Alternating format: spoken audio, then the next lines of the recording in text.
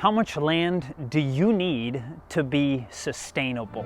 Hey everybody, Chad Cruiser here with Health and Homestead. If you want to learn more about homesteading and a healthy lifestyle, hit the subscribe button. Now, if you want to be truly self-sustaining, how much land do you need? Well, here's the thing. To be truly self-sustaining, almost nobody really does that. That would be like you never buy a shovel, you never buy any kind of equipment at all. But you're really wondering, not exactly, most people are not thinking 100% self-sufficient, but in order to maybe raise your own provisions, raise your own food, and to be able to get enough wood to heat your house if you live in a region that needs to be heated. And so these are the things we're going to talk about.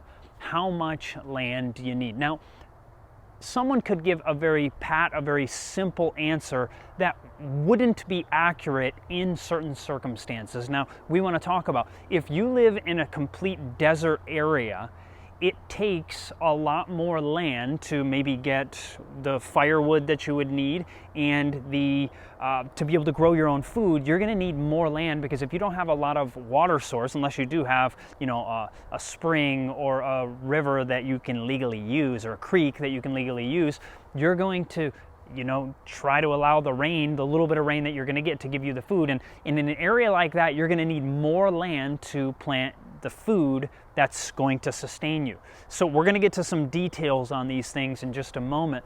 But the point is that you need to look for your area, how much land will you need. But this will at least give you a basis for how much land, how much property you might need to be generally self-sustaining. So let's talk about one aspect, and one aspect is if you do heat. Now, if you live in a tropical region where you don't need to heat, and you have several trees on the property or some brush, and you can burn those things to heat your food, you're not going to need a large area to get the firewood to sustain you and your family. But if you live in a region like I do, where we have half the year is really cold, and you're going to need something to actually warm you, and wood heating is really the best option. You think, man, I just want to use solar power. Well, people don't really heat their houses with solar power. Solar power is something that you can use to maybe run your appliances if you have enough solar panels, or you can use it to keep your lights going, or your computer, or what have you. But it's not something that is generally used. You would have to have a ridiculous amount of panels to actually heat your house. So when it comes down to heating, really firewood is going to be your best option.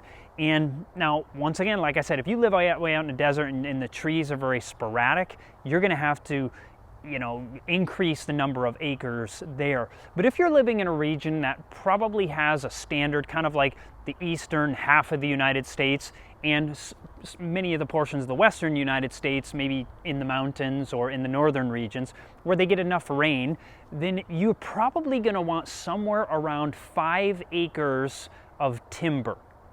And if you have those 5 acres of timber and you're not in the desert, in general, you're going to have enough trees growing all the time that if you're harvesting some of the dead trees, or if you, for whatever reason, don't have any dead trees, you're going to have to harvest some of your trees.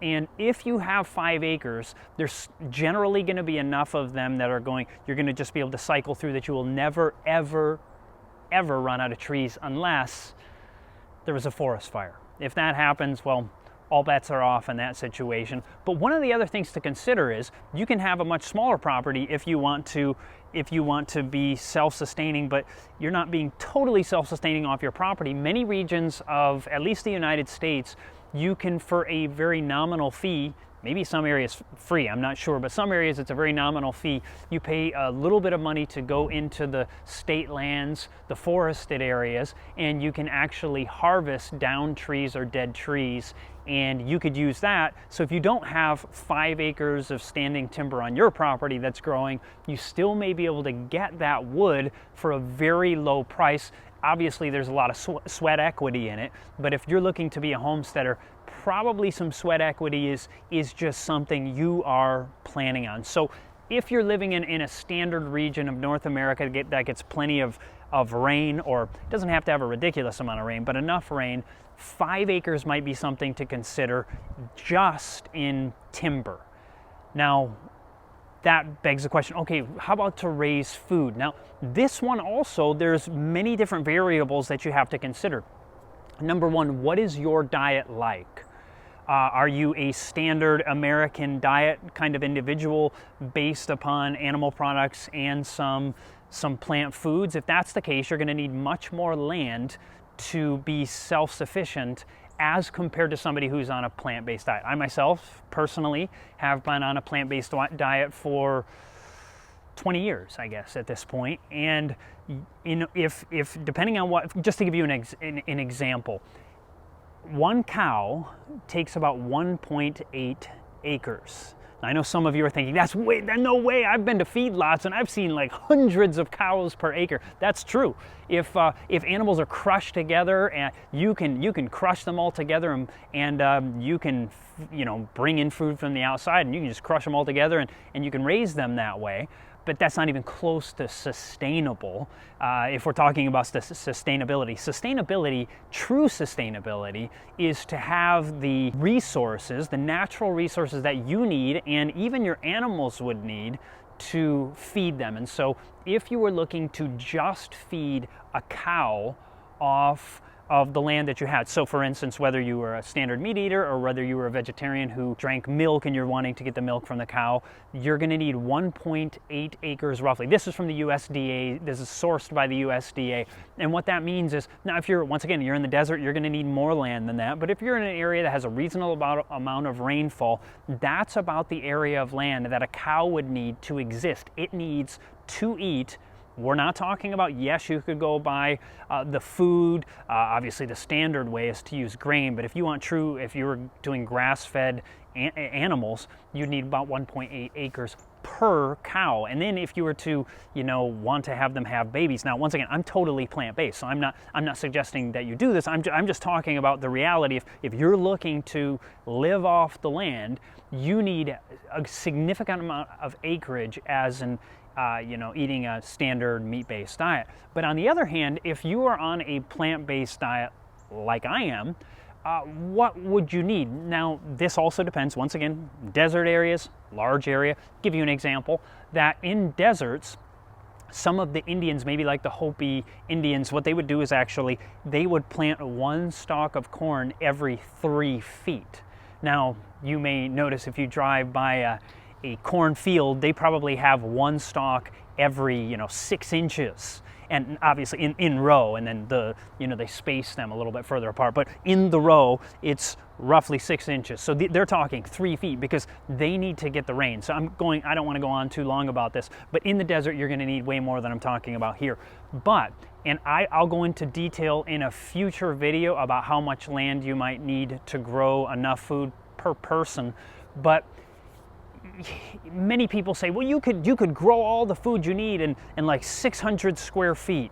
Yeah, I don't think so. I mean, unless you have some incredible situation, you might be able to grow most of your vegetables. But when I say vegetables, you're thinking like grain. No way. There's just no way on earth. Or growing all the potatoes that you need to eat. You're not going to be able to do it in such a small space. So per person, you're probably going to want a minimum of an acre. And I know some people are thinking, no, we grow all kinds of stuff in a very small area. But grains, you don't have to eat grains, but grains are one of the main sources of calories. And so things like potatoes and grains are some of the most important things to get enough calories. And this is just an idea. This is not exact.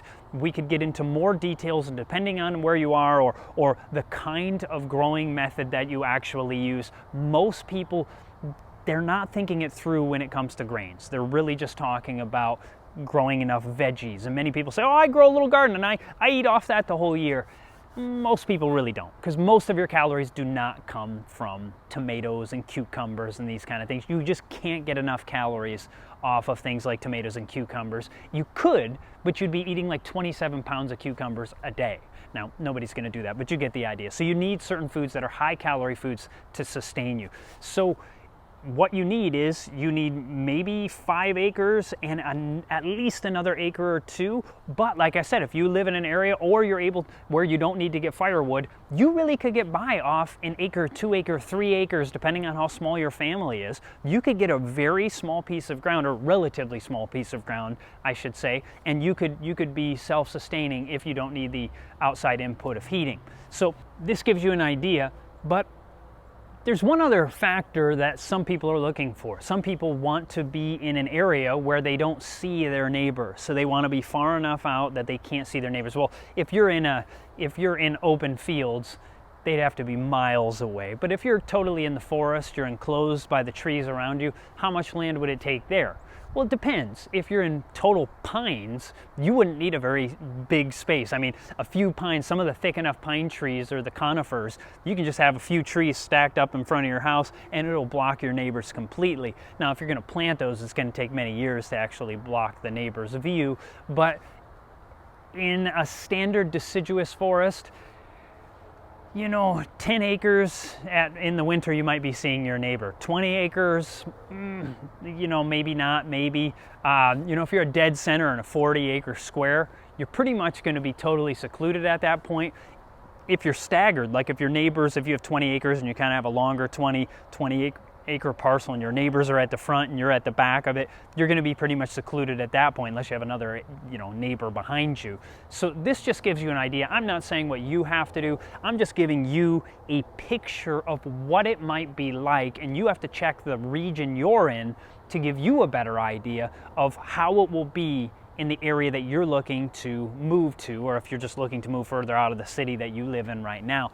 So somewhere between just a few acres, really, you could probably get close to just buying 1 acre and growing your own food if you're not looking for a heating source. But a few acres would be even better to really try to be self-sustaining. But if you're looking to have enough wood and so forth, probably you're looking at minimum 6, 7, 8 acres. And if you're looking for seclusion, you're looking for probably closer to 10 to 20 to 40 acres to be in real seclusion. But hey, it's just what you're looking for. So what are you looking for? If you have any statements, anything you'd like to add or anything you'd like to share, please share it down in the comments. And if you like this video, do please hit the subscribe button. God bless and have a fantastic day.